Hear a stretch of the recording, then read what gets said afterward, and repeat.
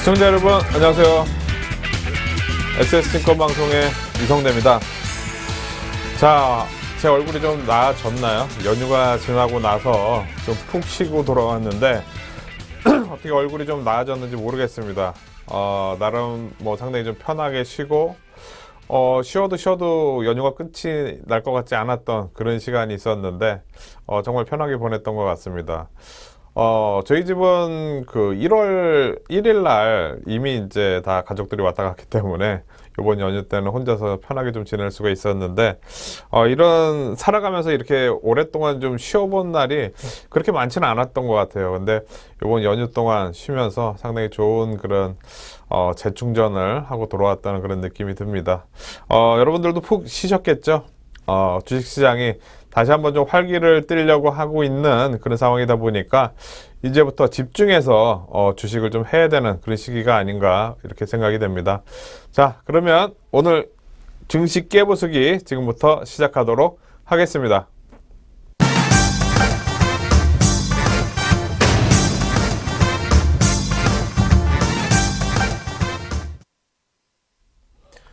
네, 이 시간 지수 깨부수기 시간입니다. 전반적인 지수 상황을 좀 알아보고 그 다음에 투자 전략을 세우는 그런 시간인데요. 우리 연휴가 3일 동안 계속됐었기 때문에 3일 동안에 글로벌 시장이 좀 어떻게 됐는지, 그리고 우리가 문제로 삼았었던 그리스 문제라든가 시장에서 계속 얘기가 나오고 있는 그리스 문제라든가 미국 FOMC 회의 의사록이라든가 이런 내용들이 어떻게 마감이 되었는지 한번 확인을 해보고 국내 시장에 과연 영향을 줄지 아니면 뭐 긍정적으로 좀 상황이 될지 이렇게 좀 점검을 하는 이런 시간을 한번 갖도록 하겠습니다. 자, 봄을 앞둔 현재 상황이죠. 지금 거의 2월이 마감이 되고 이제 3월 따뜻한 봄을 앞둔 그런 상황인데, 아직까지 우리가 뭐 좀 가벼운 옷으로 입고 다니기에는 약간 좀 추운 상황이고, 그렇다고 너무 무거운 옷을 입고 다니기에는 약간 더운 그런 상황이 될 것 같은데, 항상 뭔가 우리가 그런 이제 빛이 들어오기 전에, 즉 터널을 이렇게 지나다가 빛이 나오기 전에 바로 그때 상황을 우리가 항상 봄이라고 이렇게 얘기를 하잖아요. 그래서 뭔가 우리 주식시장에도 이런 봄 같은 상황이 좀 한번 오기를 한번 기대를 해봐야 될 것 같습니다. 인생의 봄날은 언제였나 우리 막 그런 얘기도 많이 하잖아요. 그죠? 인생의 봄날이 과연 올지, 주식시장에 최근 뭐 한 3, 4년 동안 우리나라 주식시장에 있지 않았던 그런 증시의 봄이 한번 올지 이 시간 한번 점검을 한번 해보도록 하겠습니다.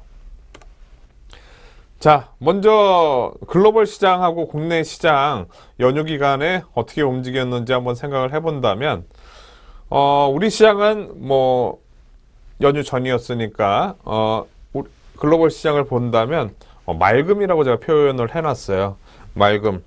상당히 그 좀 괜찮은 그런 상황이었다고 우리가 볼 수가 있겠죠.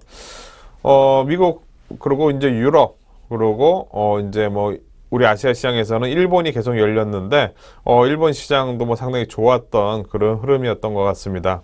근데 국내 시장을 본다면은 뭐 연휴 끝나고 나서 새로운 장이 열리기는 했지만 지수도 좀 올라가고는 했어요. 근데 뭔가 부족한 그런 상황이 느낌이 듭니다. 즉 특히 코스피 같은 경우에는 아직 모멘텀이 그렇게 크지 못한 그런 상황이다 보니까 정체되어 있는 그런 모습입니다. 즉 글로벌 시장은 상당히 좋은데 우리 시장은 아직이라는 표현이 저는 맞을 것 같아서 이렇게 제가 좀 표현을 해놨는데 한번 점검을 해보도록 하겠습니다.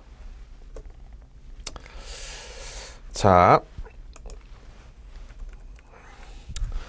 먼저 미국 시장, 그리고 유럽 시장, 그리고 이제 아시아 시장, 우리가 쉬는 동안 어떻게 움직였는지 한번 점검을 해보도록 하겠는데요.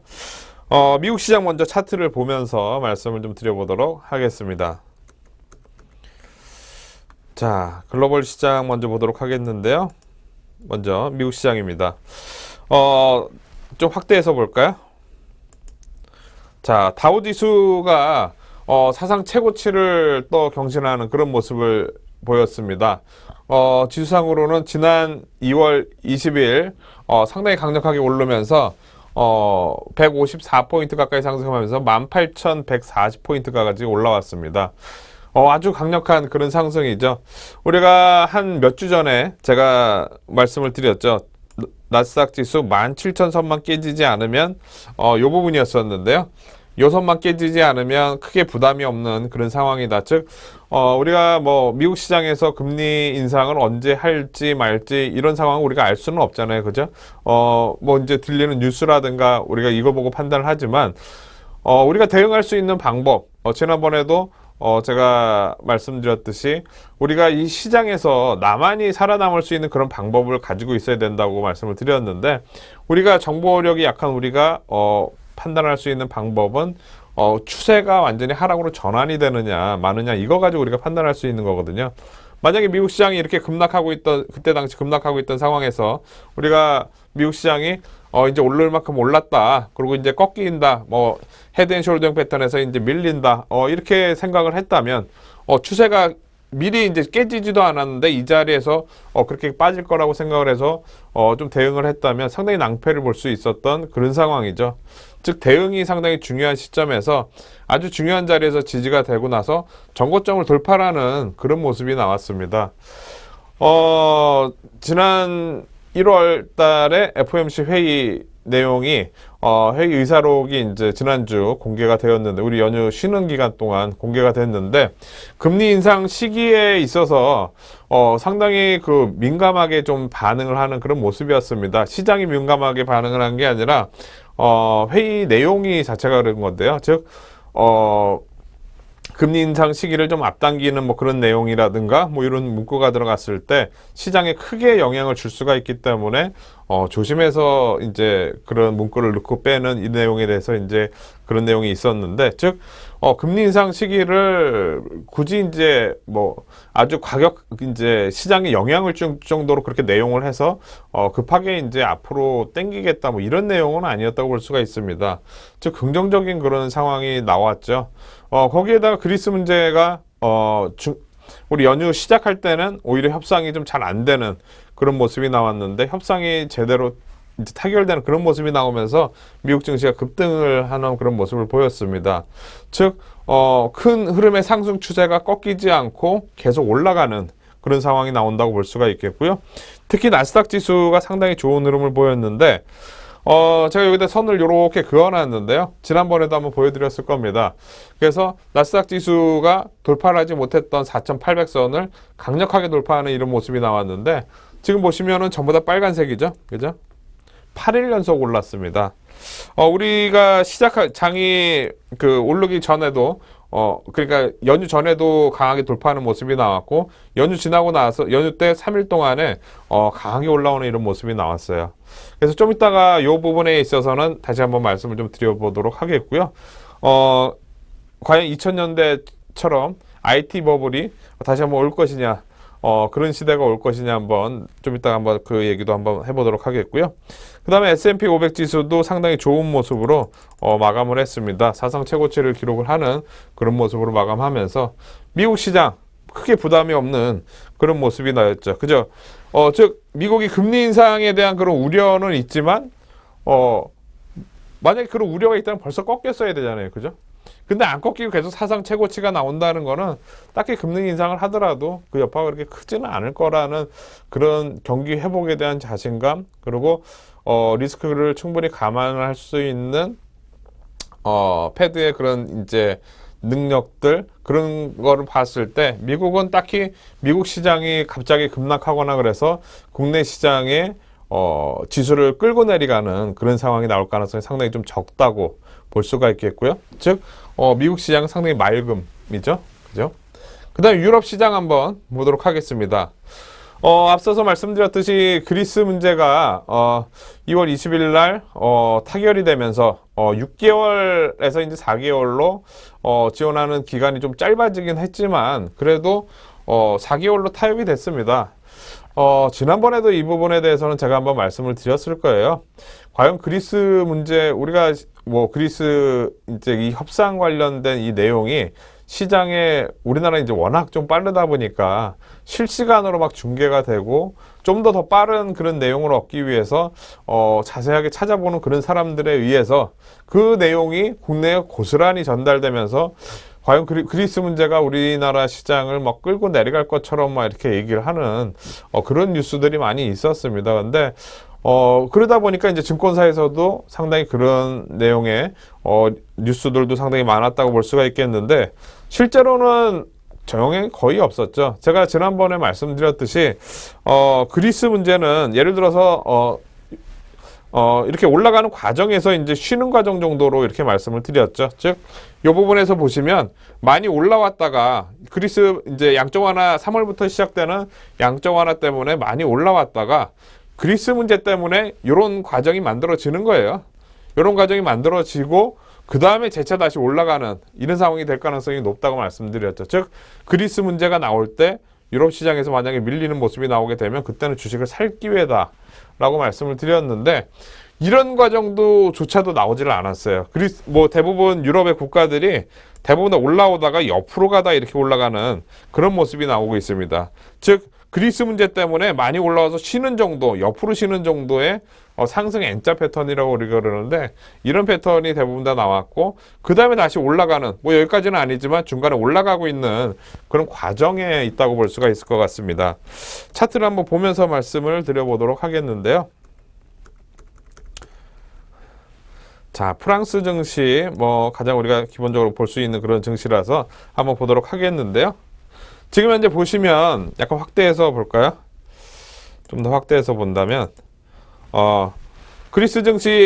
프랑스 증시 올 초 들어서 미리 올라가기 시작을 했습니다.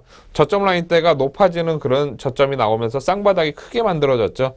그리고 전고점 라인대 돌파를 하면서 추세가 상승으로 완전히 전환되는 그런 모습이 나오고 있습니다. 이때 당시 본다면 우크라이나 문제라든가 그리스 문제도 약간 시작을 했고 여러 가지 문제가 있었지만 그래도 상승으로 전환되는 모습. 왜? 1월 22일인가 그때 이제 결정이 났었죠. 양적 완화 규모를 생각보다 훨씬 더 많이 이제 규모를 정해서 양적 완화를 하기로 결정을 했고, 그 다음에 그게 3월 달부터 이제 이어진다는 그런 기대감이 있었죠. 그러다 보니까 2월 달 그 전에 기대감 때문에 많이 올라왔었던 요거에 대한 숨고르기가 나올 때 그리스 문제가 나왔고, 그리스 문제가 옆으로 상승 N자를 만들어주고 재차 다시 돌파하는 모습이 나오고 있죠. 왜? 그리스 문제가 해결이 돼서 올라간 게 아니라 3월부터는 양적 완화가 시작이 되기 때문이에요. 미국 시장은 2009년도부터 해서 3번의 양적 완화 정책을 계속 실시를 했었죠. 그러면서 계속적으로 올라가는 그런 모습이 나왔는데, 유럽 시장 요번에 강력한 그런 양적 완화를 통해서 강력하게 올라갈 수 있는 그런 상황이 이제 될 수가 있는 거죠. 그러다 보니까 지금 유럽 시장 상관없이 우리가 쉬는 구간 동안에 계속 올라가는 그런 모습이 나왔습니다. 아주 긍정적인 그런 상황이죠.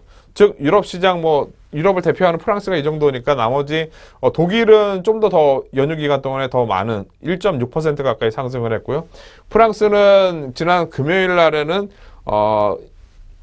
이제 그리스 문제가 내용이 나오지 않은 상태에서 이제 마감을 했었기 때문에 우리 연휴 끝나고 난 그 다음에는 훨씬 더 강하게 올라올 수 있는 그런 모습이 나올 수가 있습니다. 그래서 유럽 시장 맑음이라고 제가 아까 말씀드렸죠. 상당히 긍정적인 그런 흐름이 나오고 있다라고 볼 수가 있겠고, 그 다음에 아시아 시장에서는 이제 중국하고 대만은 우리랑 같이 이제 연휴에 들어갔고, 그 다음에 일본 시장이 열렸는데, 일본 시장이 상당히 강하게 올라가는 그런 모습이 나오면서 마감을 했습니다. 일본 시장 한번 보도록 하겠는데요. 자, 일본 시장 보시면 상당히 강력한 그런 상승 추세가 이어지고 있습니다. 전고점 라인대를 강하게 돌파를 하면서 크게 이제 상승 N자 패턴이 만들어지고 있는데요. 지금 보시면 상승 N자가 이렇게 올라와서 이렇게 내려와서 이렇게 올라가는 그런 모습이 나오고 있죠. 그죠? 이제 올라가고 있는 모습이 이제 돌파해서 나오고 있습니다. 우리 상승 N자의 기본 그 목표치는 여기 올라온 요 부분이 있죠. 여기서 올라온 요 길이만큼 여기서도 이제 올라올 때 이 부분에서도 이제 올라가게 돼 있습니다. 상당히 강력한 그런 상승이 나올 수가 있는 거죠. 이때 당시 14,000포인트대에서부터 14,500포인트대에서부터 18,000대까지 3,500포인트 가까이 올라왔거든요. 일본 시장이. 그러다 보니까 저점 라인대에서 3,500포인트대니까 한번 그려보면 저점 라인대가 이 부분이죠. 16,500선이니까 거의 뭐 16,500선이면 2,000포인트 선까지도 올라올 수 있는 그런 상황이죠. 지금 목표치로 상승 N자의 목표치로 따진다면 2,000포인트, 지금 18,500선이니까 지금서부터 해서도 10% 넘게 올라올 수 있는 그런 상황이 일본 시장에서 나오고 있다고 볼 수가 있겠습니다. 상당히 좀 부러운 그런 상황이죠. 우리 시장을 지수로 따진다면 요 밑에 있는 이런 상황인데, 일본은 전고점 라인대를 돌파해서 올라가는 거니까 우리 시장으로 따진다면 최근 고점 라인대 2000포인트, 2100포인트, 2090포인트대였죠. 작년에 7월 달에 2090포인트대도 돌파를 해서 2200포인트로 돌파하고 가려고 하고 있는 그런 모습이라고 우리가 바꿔서 얘기를 해볼 수 있겠죠. 일본 시장은 정말 강한 흐름이 지금 이어지고 있다라고 이렇게 볼 수가 있겠고요. 그만큼 일본 시장도 좀 전에 말씀드렸듯이 맑음, 즉 글로벌 시장은 대부분 다 맑음이에요. 근데 국내 시장은 아직 상당히 안타깝습니다. 제가 뭐 내용을 한번 생각을 해봤는데요. 왜 이렇게 상황이 나올까 보니까 가장 중요한 거는 정부의 의지가 상당히 전 중요하다고 생각이 됩니다. 유럽은 유로존 내에서 ECB의 그런 경기 회복을 시키기 위한 그런 의지, 그리고 일본도 좀 전에 마찬가지로 그런 의지가 많이 반영이 되면서 올라가고 있는 그런 상황이고, 미국도 마찬가지로 그런 정부의 경기를 회복시키려고 하고 있는 그런 의지 때문에 지수가 사상 최고치를 그렇게 경신하고 있는 그런 모습이죠. 반면에, 그리고 이제 최근 보면은 금리 인하가 계속 이어지고 있습니다. 보시면은 거의 뭐 이제 환율 전쟁이다시피 한다고 볼 수가 있겠는데요. 금리 인하를 계속 하고 있는 그런 상황이에요. 최근 뭐 올해 들어서 최근 한 2달 새 정도부터 해가지고 스위스, 스웨덴, 덴마크, 싱가포르, 호주, 그리고 중국은 이제 지준율 인하까지 해가지고, 금리 인하를 계속 하고 있습니다. 18개국이나 하고 있는 그런 상황이에요. 자국에 뭐 이제 돈을 많이 풀겠다는 얘기죠. 많이 풀어서 통화 가치를 좀 낮춰가지고 경쟁을 하는 데 있어서, 글로벌 시장에서 경쟁을 하는 데 있어서 경쟁력을 실어주기 위한 그런 이제 정부의 강력한 의지라고 볼 수가 있겠죠. 이런 환율 전쟁이 전 세계적으로 지금 이어지고 있는 가운데, 우리나라는 지난주 이제 금리가 4개월째 지금 동결이 되는 그런 모습이 나왔습니다. 계속 말씀드렸지만 금리 인하로 인해서 뭐 딱히 크게 좋아지고 뭐 급격하게 효과가 있거나 그런 상황이라고 볼 수는 없습니다.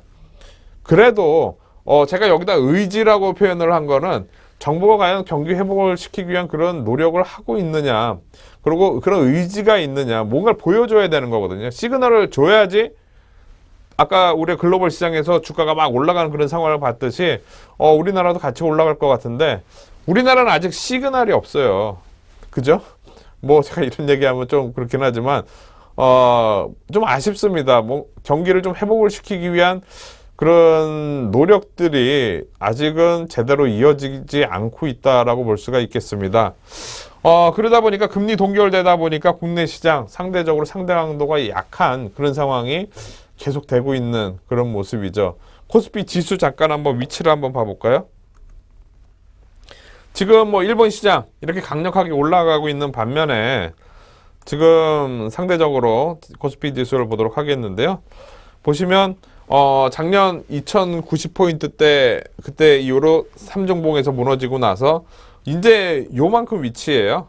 그러니까 다른 국가들은 벌써 한 이 정도 위치까지 올라와 있는 거고, 우리나라는 지금 여기 있는 그런 상황이죠. 정부의 의지가 저는 상당 부분, 거의 막 100포인트 이상은 그 정도 차이, 어느 정도 역할을 우리가 까먹었다고 저는 생각을 합니다. 즉 못했다기보다는 뭔가 좀 대책이 좀 나와줬으면 하는 그런 바람이었었는데 그런 게 나와주지 못했다는 점이 좀 아쉬움으로 남고요.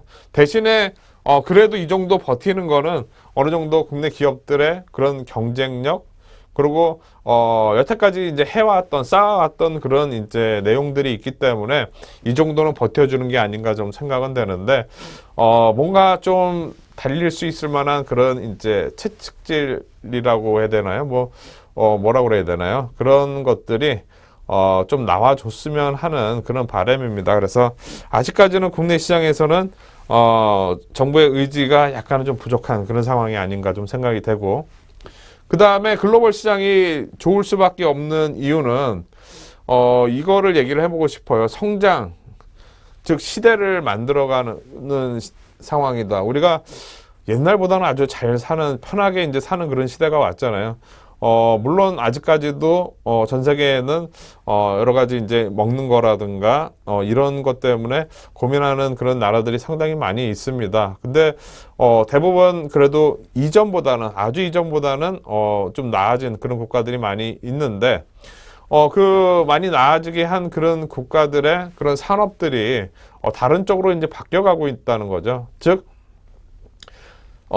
시장을 선도하는 그런 국가들의 그런 기업들이 시장을 이끌어가고 있다. 전 세계의 그 시대를 이끌어가고 있는 거죠. 우리의 생활 패턴을 바꿔가고, 우리가 기존에 쓰지 않았던 그런 스마트폰을 쓰게 만들고, 전기차를 타게 만들고, 이렇게 바꿔가는 거잖아요. 그죠? 이렇게 성장하는 데 있어서 그런 끌고 가는 국가들이 있다 보니까 그런 업종, 그런 국가들의 지수가 상당히 좋은 그런 상황이라고 볼 수가 있겠고, 반대적으로 우리나라는 성장성이, 그런 시대를 이끌어가는 그런 성장성이 물론 좋은 업종들도 있습니다. 최근에 이제 중국의 소비 중에서는 이제 화장품이라든가 아니면 게임이라든가 이런 업종 내에서는 아주 큰 업종은 아니지만 작은 범위 내에서는 경쟁력이 있는 그런 업종이 있으니까 그런 업종들은 주가가 괜찮았죠. 근데 큰 그림상으로 우리나라 지수상으로 봤을 때는 많이 물려있다기보다는 많이 몰려있는 IT 쪽에서도 지금 이런 성장을 우리가 이끌어간다고 얘기를 할 수는 없잖아요. 그죠? 삼성전자가 전 세계적으로 스마트폰을 많이 팔고 막 그렇게 하고 있긴 하지만 우리가 바꿔가는 시장을 개척해 나가서 이렇게 한다고 이렇게 볼 수는 없을 것 같고, 자동차라든가 그 밑에 이제 과거에 안정적이었던 포스코라든가 조선이라든가 이런 업종들이 상대적으로 이전에 비해서 성장성이 둔화되는 그런 모습이 나오다 보니까 성장성 면에서 부족한 이런 상황들이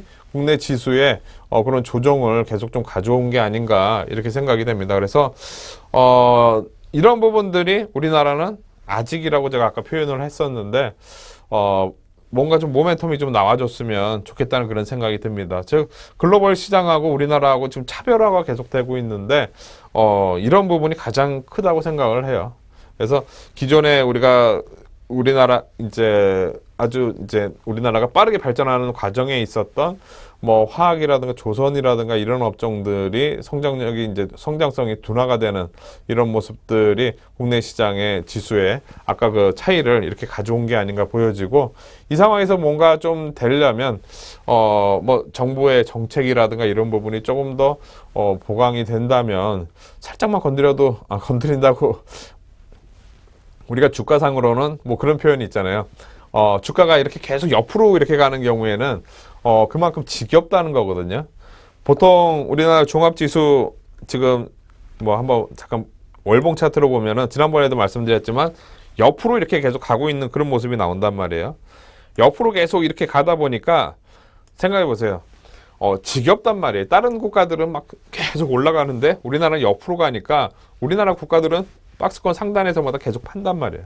팔고 근데 이런 국가들이 살짝만 건드려준다는 이렇게 표현을 하는데, 건드려주게 되면 정말로 길게 올라가는 그런 상황이 나올 수 있습니다. 왜? 지겹거든. 지겨워서 물량이 다 털린 거예요. 여기만 올라오면 밀리니까 대부분 사람들 기존에 물려있던 사람들 박스권 상단까지 올라오면 팔고 떠나고 막 이렇게 해가지고 대부분 다 떠나고, 요즘에 개인 투자자들 비중이 많이 줄어들었죠. 그죠? 지겨우니까 제대로 이제 추세 이제 물론 최근에 종목별로는 많이 올라간 종목들도 있었지만 큰 지수상으로 이렇게 봤을 때는 다 떠나는 거죠. 그러니까 매물이 별로 없는 거예요. 이렇게 오랫동안 옆으로 가게 되면 매물이 없기 때문에 올라타기 시작하게 되면은 강력하게 올라가는 겁니다. 지난번 중국 시장이 그렇게 됐잖아요. 중국 시장이 몇 년 동안 바닥권에서 계속 이렇게 하다가 올라타기 시작하니까 제가 작년 7월 달에 분명히 말씀드렸죠. 그죠? 중국 시장이 옆으로 횡보한 기간이 길었기 때문에 올라타기 시작하면은 강력하게 올라간다. 살짝만 건드려줘도 올라가는 그런 상황이 중국 시장에 나왔듯이 우리나라도 지금 보시면 딱히 모멘텀은 없는데 딱히 지금 모멘텀은 없는데 만약에 올라타는 모습이 나와주게 된다. 그러면은 강력하게 올라갈 수 있는 그런 모습이 되는 거죠. 자, 지금 상황에서 보시면 지금 상황에서 뭔가 건드려줄 수 있는 그런 게 나오게 되면은 강력하게 한번 올라가지 않을까 보여집니다.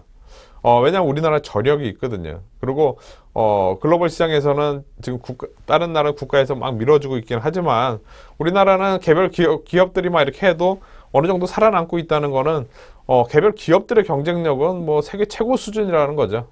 전체적으로 이끌어 나가지는 못하지만 쫓아가거나 그냥 한번 붙어보자 이렇게 했을 때는 경쟁력인 측면에서 상당히 대단한 거기 때문에 우리나라 기업의 주가는 저는 살짝만 건드려주면 올라갈 수 있는 그런 상황이 되는데 뭔가 살짝만 건드려줄 수 있는 정부의 그런 정책들이 한번 나오는지 한번 우리가 지켜봐야 될 것 같고요.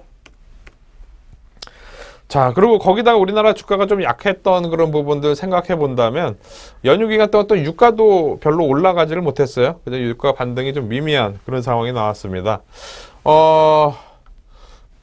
지난번 말씀드렸듯이 2월 달에 사우디에서 공급량을 더 늘린다고 그때 얘기를 했었거든요. 1월 달부터 얘기가 나왔었기 때문에 실제로 유가가 계속 올라가기에는 힘들었습니다.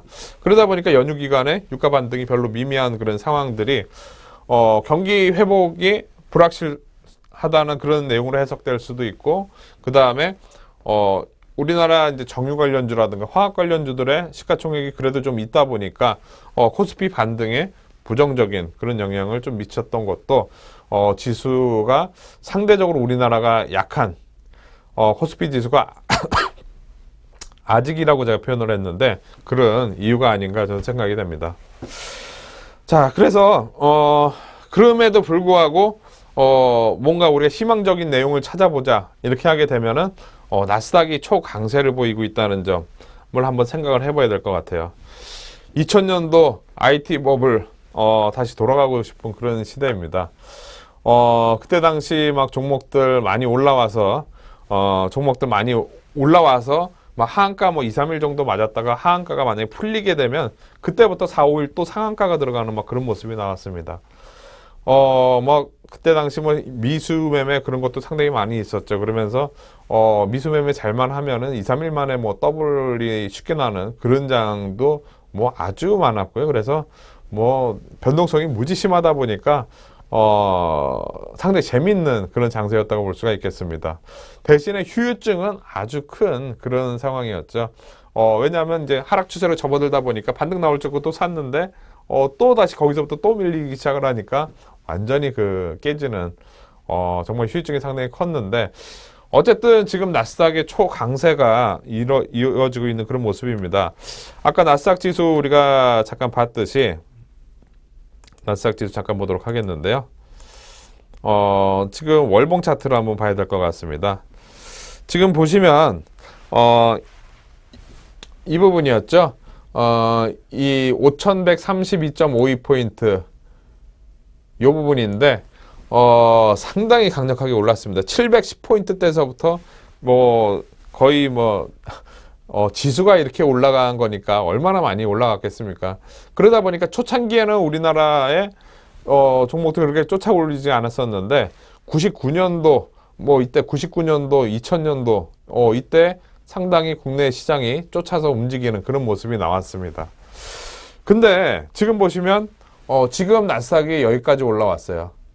거의 이전에 그때 당시 올라왔었던 이때까지 올라왔는데 과연 이때랑 다른 게 무엇일까 이렇게 생각을 해본다면 지금 강하게 올라오는 데는 애플이라는 이런 기업의 강력한 그런 상승이 뒷받침해주고 있다고 볼 수가 있겠습니다.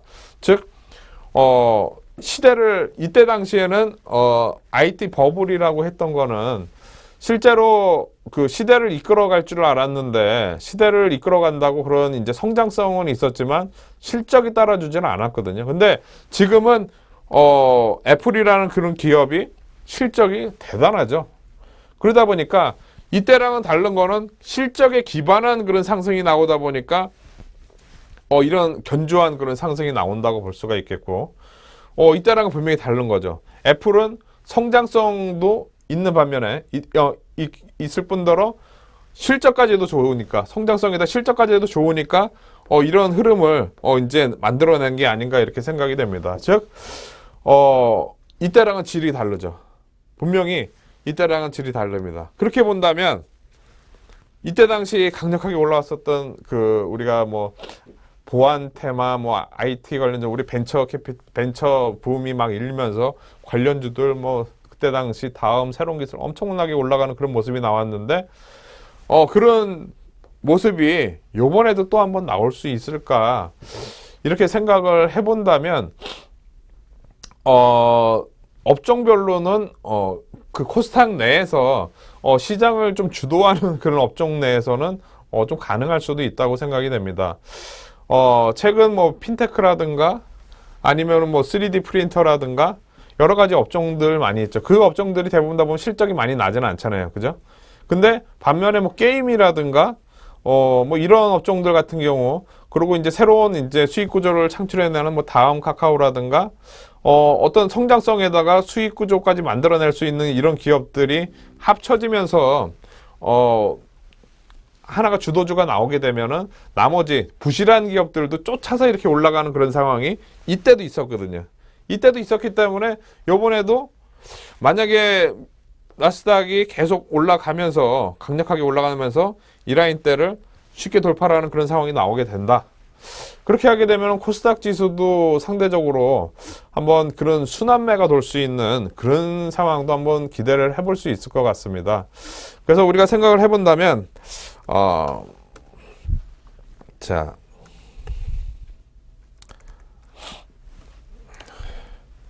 지금 셀트리온이 상당히 강하게 올라가는 그런 모습이 나오고 있죠. 그러면서 코스닥이 600포인트가 돌파를 했는데 부익부 빈익빈이에요. 지수는 올라왔는데 셀트리온 때문에 지수는 올라왔는데 나머지 쪽은 못 올라가는 종목들 되게 많거든요. 근데 이 상황에서 만약에 미국 나스닥이 한 번 더 위로 쳐주는 그런 모습이 나온다든가 하게 되면 안 움직였던 그런 테마주까지도 한번 돌 수 있는 그런 상황이 나오지 않을까 생각이 돼서 우리가 집중적으로 해서 한번 관심을 가져가 봐야 되지 않나 생각이 됩니다. 2000년도 때는 정말 대단한 그런 흐름이었고요.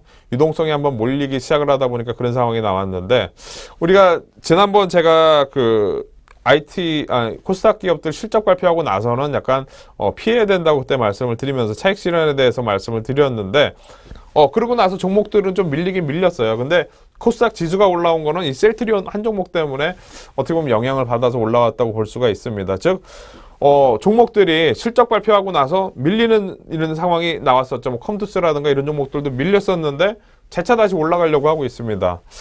왜냐하면 지수가 계속 올라가니까. 그리고 미국 시장에서도 IT 관련주들이 계속 뭐 나스닥 쪽이 올라가다 보니까 크게 이전처럼 크게 조정을 받지 않는 그런 상황. 즉 실적에 때문에 부담스러운 그런 악재는 코스닥도 어느 정도 마무리가 되는 그런 측면이 나오고 코스닥 미국 시장에서 나스닥이 연속적으로 올라가는 그런 상황이 나오게 된다면 국내 시장에서도 확산될 수 있다는 걸 염두에 두고 우리가 대응을 좀 해야 되지 않나 보여지고요. 자, 그래서 마지막으로 이제 투자 전략 말씀드리도록 하겠는데요. 코스피는 아까 우리가 여러 가지 내용을 점검을 했듯이 살짝만 건드려주면 올라갈 수는 있습니다. 근데 아직 건드리지는 않다 보니까 모멘텀이 별로 없어요. 그래서 종목들이 박스권에서 죄송합니다. 박스권에서 움직일 가능성이 높기 때문에 코스피는 박스권 죄송합니다. 코스피는 박스권 대응하는 게 맞다고 생각이 되고요. 그래서 짧은 박스권 정도에서 대응을 하는 게 좋다.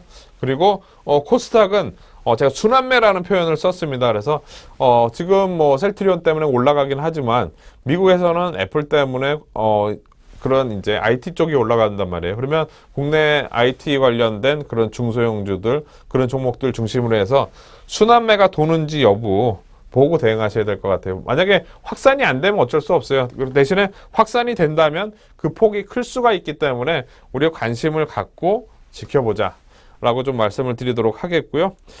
그래서 지수 깨보수기 어떻게 보면 코스피는 약간 좀 모멘텀이 그렇지만 코스닥은 순환매로 우리가 잘 대응을 해보자 제가 말씀을 드렸고 잘 대응을 하셔서 한 주간 시장 좋은 수익 얻으실 수 있길 바라겠습니다.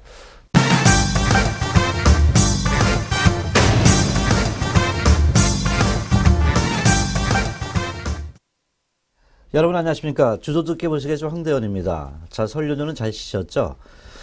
주변적인 그 흐름, 그동안에 우리가 이제 그 설 연휴 동안에 나타났던 글로벌 시장의 그 리스크는 많이 그 축소가 되는 이러한 그 모습을 좀 보이고 있습니다. 이제는 거래소가 좀 움직일 때가 되지 않겠느냐, 이런 그 얘기도 솔솔 나오고 있는 부분 중에 하나다. 이렇게 볼 수가 있겠죠. 그래서 오늘은 일단 우리나라 그 주식시장의 주변 환경 부분을 좀 확인을 해보고요.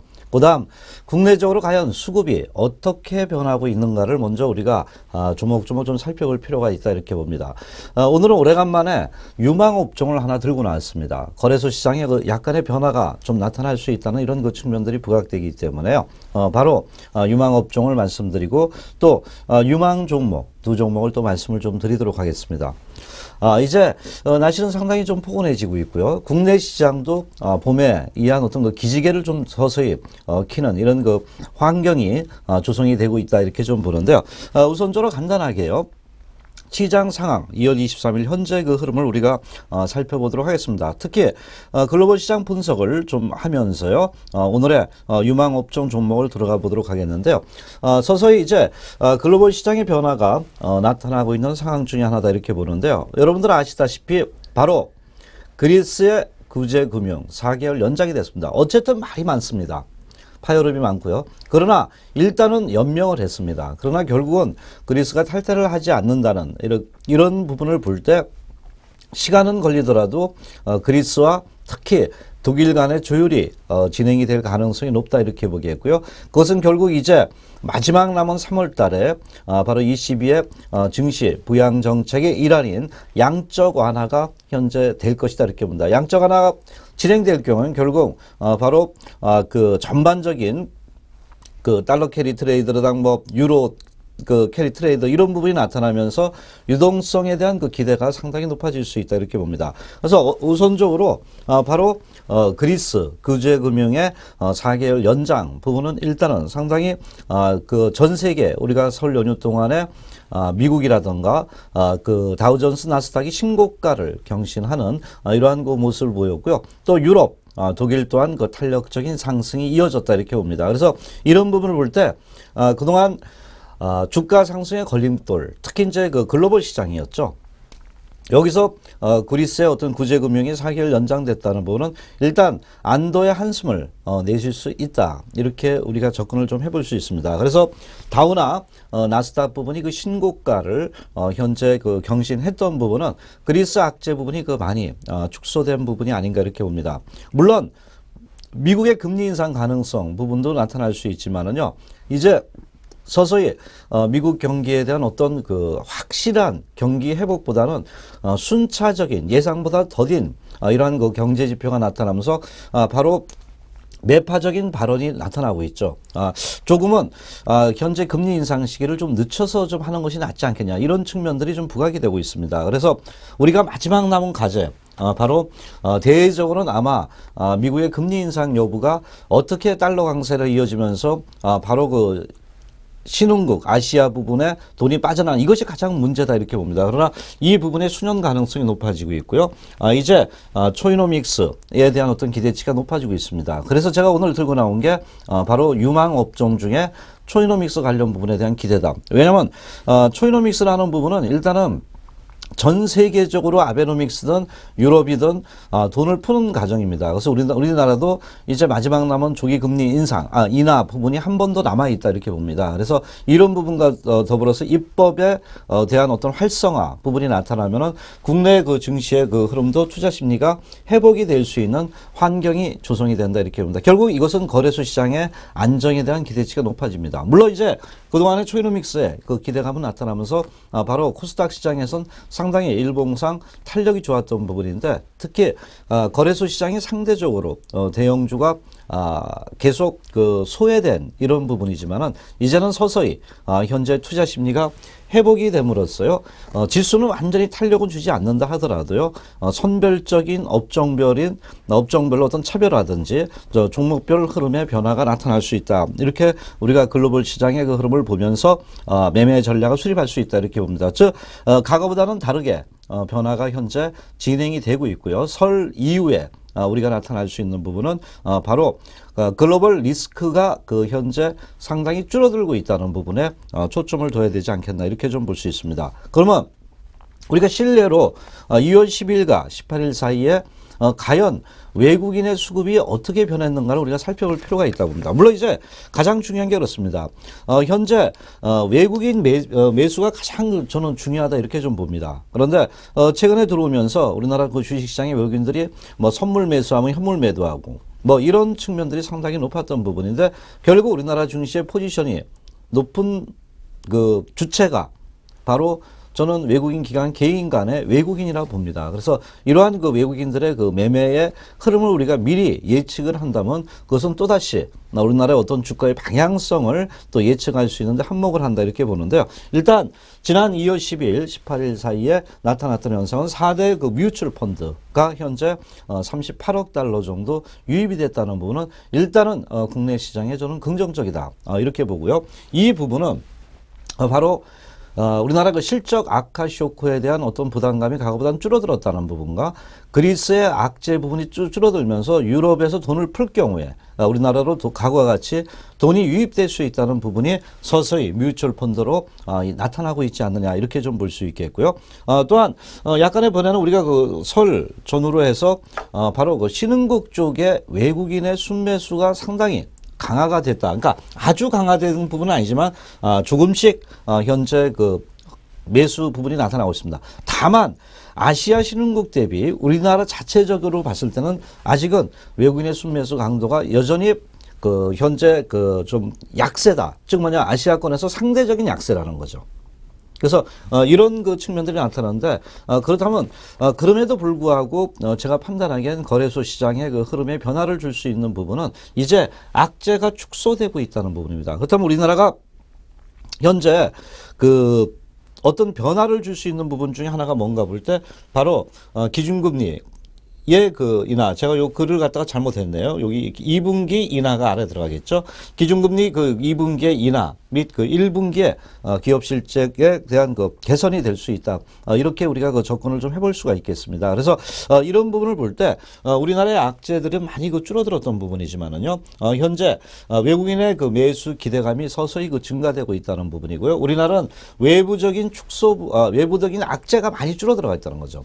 그리스 바로 우크라이나 뭐 이런 부분이 줄어들고 있다는 부분 속에 국내적으로 뭐냐면 실적 악화라는 부분이 이제 주가에 좀 미리 선반영이 됐다는 부분과 이제 우리나라도 유럽에서 돈을 풀 경우에 우리나라도 이제 기준금리 인하로 맞대응을 해야 되겠고요. 또 이 부분과 더불어서 이제 기업 실적이 지난 3, 4분기 어닝 쇼크보다는 좀 더 낮아지지 않을까 이런 그 기대감이 서서히 높아지고 있습니다. 만약 여기서 이제 삼성전자라든가 또는 그 현대차 뭐 이런 그 측면 그 기업들이 업종들이 그 자동차나 이제 전기 업종들이 조금만 실적이 호전된다면 우리나라 주가도 그동안 글로벌 주가가 상승하는 동안에 못 간 부분에 대한 어떤 상대적인 보상 심리도 받을 수 있다 이렇게 좀 판단이 됩니다. 그래서 현재 뭐 큰 흐름을 볼 때 일단은 투자 심리가 좀 안정이 되고 있다는 부분에 우리가 초점을 좀 맞춰야 되지 않겠나 이렇게 좀 판단이 되고 있습니다.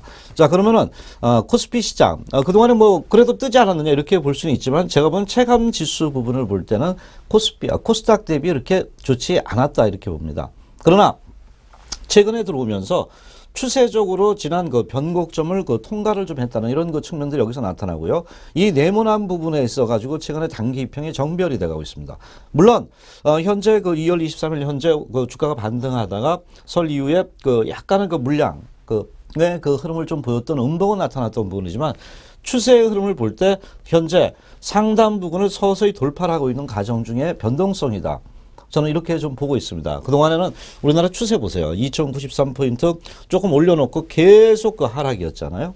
근데 이제는 이런 그 측면들이 그 수급상 약간 차트상도 어떤 변곡점을 지나면서 상단 부분에서 새로운 추세를 만들고 있다는 이런 그 흐름이 좀 나타나고 있다 이렇게 봅니다. 그래서 제가 볼 때 코스피 시장의 그 흐름 그동안에 그 외부 악재 부분 그리스발 우크라이나 환율 유가 여러 가지 그 부분들이 과거보다는 반영도가 낮아지고 있고요. 특히 당면한 그리스 악재 부분이 서서히 축소되고 있다는 부분은 주가의 어떤 투자 심리적인 부분에 긍정적 역할을 할 수 있다는 거죠. 여기서 이제 우리가 봤을 때 외국인의 순매수, 뮤추얼 펀드가 유입이 되면서요. 이런 것이 이제 순매수로 가시화되는데 될 때 우리나라 거래소 시장의 그 흐름은 일단은 긍정적으로 변화될 가능성이 높다. 저는 이렇게 판단이 됩니다. 다만 추세적인 어떤 급등의 그 흐름보다는요. 현재 흐름을 볼 때는 점진적인 상승, 뭐 2,000포인트든 현재 어떤 그 반전 기대가 높다. 그러나 거래소 시장은 숲보다는 또 나무를 봐야 된다. 숲보다는 어떤 군락을 보든지 나무를 봐라. 즉 업종별 흐름이나 또는 현재 뭐 어떤 실적 개선이라는 그 종목 이런 부분에 우리가 초점을 두자는 겁니다. 즉 뭐냐면 그 거래소 시장이 좋다라서 다 모두가 상승하는 그런 장은 아닐 것이다. 저는 이렇게 판단이 됩니다. 조목조목 그런 어떤 상승 동기가 부여돼야 되지 그러지 않으면은 제가 판단해 보기에는 아마 현재 그 여기서 그 반등도 가는 업종과 또 쉬는 업종 뭐 선순환 상승이 되지만 어떤 수익률 게임에 있어서는 약간은 차별화가 나타날 가능성이 거래소 시장에 높다 이렇게 봅니다. 즉 그것은 제가 아까 초이노믹스 부분을 말씀을 드렸던 부분인데 아직까지 초이노믹스는 그 언밸런스입니다. 입법에 대한 어떤 완전 통과라든가 이런 경기 부양에 대한 어떤 강력한 그 정부 정책이 실질적으로 진행이 될 때 아마 그 초이노믹스에 대한 기대치가 높다 이렇게 봅니다. 그 중에 하나가 제가 볼 땐 거래소 시장에는 건설업종이 그 현재 그 정부 정책에 맞게끔 또 상승할 수 있는 환경을 좀 조성됐다 이렇게 보고요. 그다음 그 증권 업종이 어느 정도 그 현재 그 상승의 흐름을 좀 만들 수 있다. 즉 뭐냐면 지수가 상승하게 될 때 증권 업종은 일단은 뭐 현재 그 최근에 채권 시장에서 상당히 수익을 좀 얻고 있습니다. 수익의 다변화를 만들고 있기 때문에 이런 그 증권 업종에 대한 그 기대치도 높아지지 않겠나 봅니다. 그래서 서서히 주가 어떤 반등에 대한 그 업종이 나타날 수 있다. 저는 그래서 제가 보는 거는 건설 업종이나 또는 그 증권 업종에 대한 기대치가 높다. 다만 이제 수출 관련주들도요. 물론 이제 그 환율이나 이런 부분이 과거에 그 발목을 잡힌 부분에서 좀 그 안정은 되고 있습니다. 다만 이제 수익률 게임을 볼 때 현재 수출 관련주들이 실적이라든가 바로 엔과의 어떤 경쟁력 확보라든가 중국과의 샤오미의 삼성전자 어떤 경쟁력 확보 이런 어떤 외부적인 요인이 그 가시화되어야지만 주가가 탄력을 줄 수 있다 보고요. 그래서 지금 우리는 뭐냐면 경기 활성화라는 부분에 초점을 맞춘다면 그래도 바로 정부 정책에 같이 갈 수 있는 약간 그 업종별의 어떤 차별화가 나타나지 않겠나 이렇게 봅니다. 그래서 건설이라든가 또는 증권 업종이 우선적으로 좀 그 안정화되지 않겠느냐 이렇게 좀 판단이 됩니다. 지수는 단계적인 어떤 그 상승 이렇게 큰 상승보다는 메인 업종이 안 올라가기 때문에 그런 그 흐름으로 우리가 접근을 좀 해야 되겠고요. 자, 코스닥. 저는 일단은 갈 때까지 간다고 봅니다. 코스닥 시장은요. 물론 현재 그 시간상 다는 말씀 못 드리겠지만 제가 누누이 말씀드린 것 중에 하나가 일단은 뭐 5일선 이평 지지를 보시면서요. 특히 이제 종목별로는 많이 오른 거 쫓아가지 마시고 밀린 종목. 과거에 좋다 그러다가 또 밀리잖아요. 그런데 실적이라든가 성장성 좋다. 정부 정책에 맞다면 눌림목을 찾아보는 게 좋겠고요. 최근 바닥권에서 주가들이 상당히 급등하는 종목들이 상당히 많이 나오고 있습니다. 그래서 제가 볼 땐 그런 종목을 또 코스닥 시장에서 살펴본다면 수익성에 대한 그 기대가 높다. 이렇게 말씀을 좀 드립니다. 그래서 1차적으로 오늘 시장의 흐름을 좀 살펴봤고요. 잠시 후에 여러분 바로 유망업종과 유망 종목으로 찾아뵙도록 하겠습니다.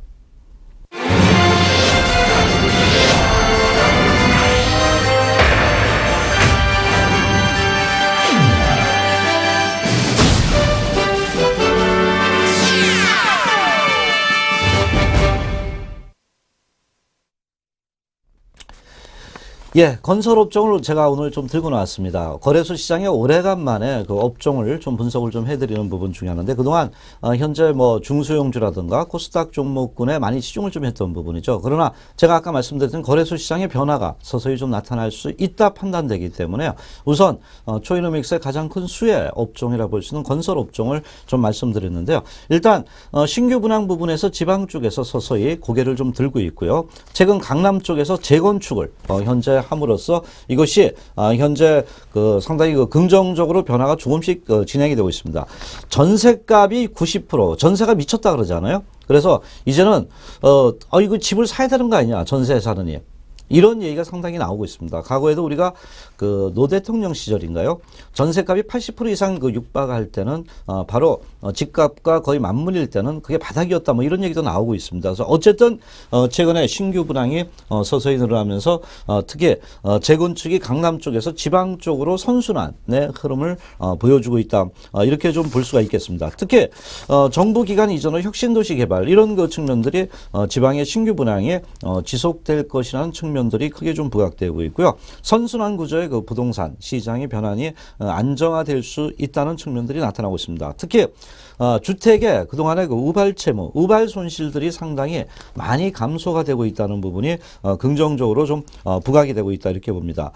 특히 이제 우리가 이제 대형주는 바로 주택 관련 부분의 종목군들이 하지만 최근에 중소형 건설 업종들이 이런 부분에서 서서히 긍정적으로 재부각이 되고 있다 이렇게 봅니다. 그래서 저는 오늘 대형주와 중소형주를 나눠서 좀 말씀을 좀 드리고 싶은데요. 특히 선순환 구조의 부동산 시장의 변화, 안정화 보는 중소형 업종에 대한 기대가 높아지고 있다 이렇게 봅니다. 최근 보면은 건설 업종 상당히 중소형주들 탄력이 꾸준하게 일어나는 것들이 차트를 보시면 많이 나타나고 있습니다.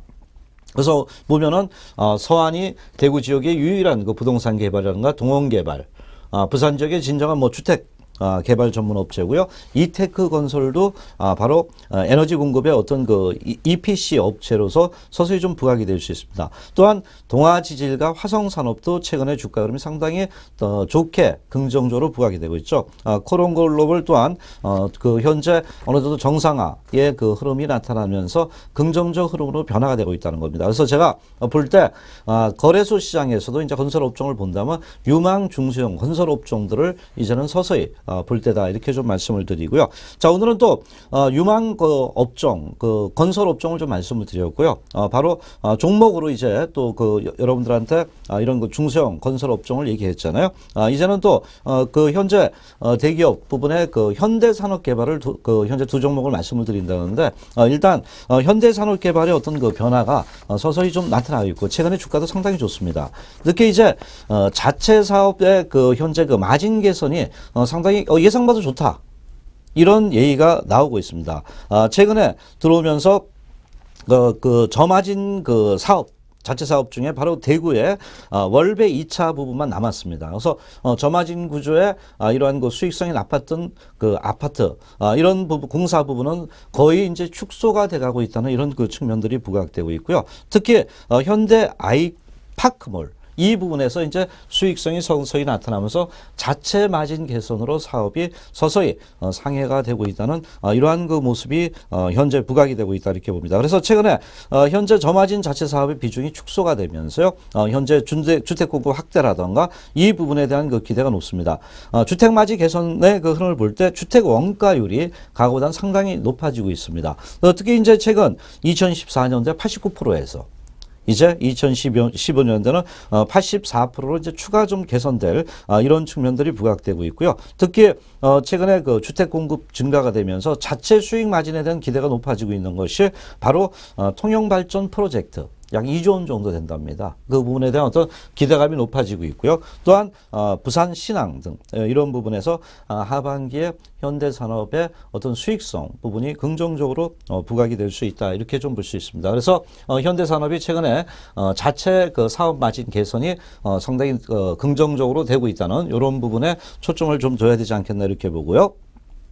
자, 일봉 차트 한번 보도록 하겠습니다. 자, 일봉 차트 흐름은 최근에 주가가 상당히 급등을 좀 했었고요. 조정과 더불어서 다시 또 직전 고점에 왔다는 겁니다. 그러면서 오늘도 현재 양봉의 힘이 강하게 현재 2월 23일 나타났던 이런 모습을 보이고 있는데 최근 그 동기업 같은 경우가 만일 이런 부분이 기술적 반등이었다면 주가는 여기서 하방으로 전환이 됐습니다. 그런데 최근 거래수장이 좀 밋밋하더라도 주가가 하락 이후에 그 반등과 더불어서 현재 다시 직전 고점을 돌파 시도를 좀 하고 있다는 것입니다. 그래서 이것은 볼 때 건설업황에 대한 그 기대, 초이로믹스에 대한 기대 또는 우리나라 이제 분양가 자유라든가 이런 그 3법이라든가 이 부분에 대한 건설업종에 대한 기대가 높아지고 있고요. 현대산업개발은 바로 현재 그 아파트 부분의 비중이 높습니다. 그래서 이런 측면들이 아마 주가에 상당히 긍정적 흐름을 부여할 수 있다 이렇게 좀 봅니다.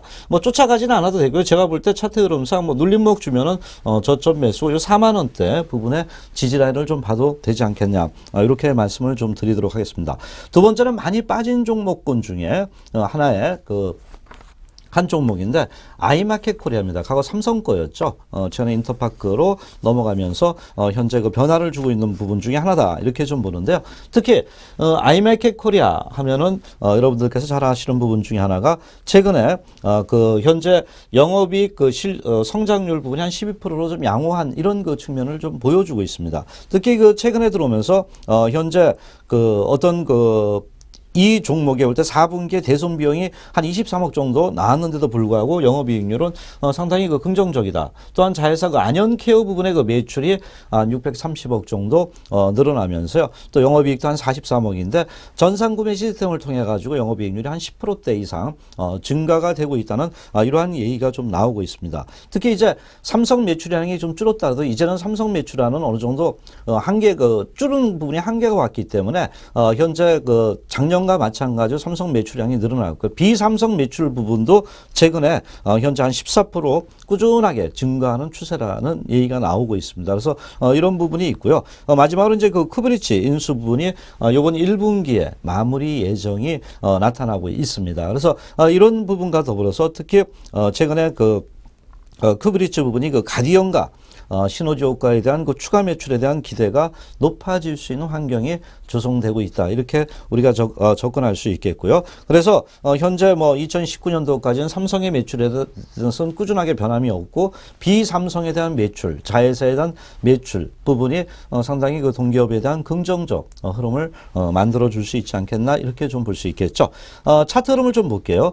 아이마켓 코리아 그동안 주가의 흐름이 일봉 차트상 상당히 낙폭이 컸던 이러한 모습을 보였죠. 그런데 최근 작년 11월 달에 거래가 상당히 이렇게 크게 증가된 이후에 박스권 흐름을 좀 보이고 있습니다. 그런데 박스권 흐름을 좀 보이는 가운데 어떤 변화가 나타나면은 바로 일봉상 차트 흐름들이 현재 다시 한번 응집이 되는 겁니다. 응집이 되면서 최근에 전체적인 보조 지표 부분들이 어느 정도 저점을 좀 만들고 있는 부분이 아닌가 이렇게 좀 보고요. 최근 주가가 상당히 웨이브를 주면서요. 현재 이동평균선 부근에 있어가지고 이렇게 뭉쳐지는 이런 모습을 좀 보여주고 있습니다. 여기서 거래가 상당히 많이 늘어났죠. 그런데 이 거래량이 늘어나면서 저점을 크게 깨지 않으면서 이렇게 등락이 엇갈리면서 이평의 수렴 과정이 나타나고 있다는 부분은 긍정적 흐름이 아닌가 이렇게 좀 볼 수 있습니다. 또 많이 오르지는 않았기 때문에 최근에 코스닥인 거래소든 많이 오른 종목은 부담이 될 때 제가 항상 눌림목 매매 또는 바닥권 매매를 말씀을 좀 드립니다. 왜냐하면 그런 종목에서 최근 재료가 부각될 때 상당히 탄력이 좋아지는 종목들이 많습니다. 그래서 지금 이 종목도 그런 유형에 현재 속하지 않겠느냐 이렇게 좀 판단되고요. 수급 흐름도 좀 안정이 되고 있습니다. 여기서 양봉이 좀 나타날 때면은 아마 주가에 대한 어떤 변동에 대한 기대가 있다. 그래서 그런 부분에 타이밍을 좀 잡아봐도 되지 않겠나 이렇게 좀 말씀을 좀 드리도록 하겠습니다. 그래서 오늘은 유망업종의 건설업종의 변화가 현재 진행이 되고 있다. 이렇게 말씀을 드렸고요. 중소형 건설사 서한이라든가 아까 제가 이테크 건설이라든가 이런 종목군들의 어떤 타이밍을 좀 노려봐도 되겠습니다. 있고요. 나아가서는 유망업종 두 종목을 말씀을 드린다면은 현대산업개발, 바로 건설업종에 대한 저마진에 대한 수주 부분은 이제 많이 축소되고 있기 때문에 실적 흐름에 대한 기대치가 높아질 수 있겠고요. 마지막으로 많이 빠진 종목에서 아이마켓 코리아도 최근에 들어오면서 과거보다는 상당히 그 변화를 줄 수 있다. 특히 안영캐에 대한 어떤 그 매출 구조라든가 또 자회사 인수, 크브리지 부분에 대한 그 기대, 이런 측면들은 동기업에 대한 주가에 긍정적으로 변화될 수 있다. 이렇게 말씀을 좀 드리겠습니다. 그래서 이런 종목들을 잘 보시고요. 타이밍을 잘 잡아보시면서 여러분들이 수익을 현재 도모하는 이런 매매 전략을 좀 가져주십사. 이런 그 바람을 갖도록 하겠습니다. 자, 오늘은 시장의 흐름, 글로벌 시장의 흐름과 더불어서 유망업종과 또 유망 종목을 여러분들한테 말씀을 좀 드렸습니다. 자, 여기서 마치고요. 다음에 또 찾아뵙도록 하겠습니다. 여러분 감사합니다. 고맙습니다.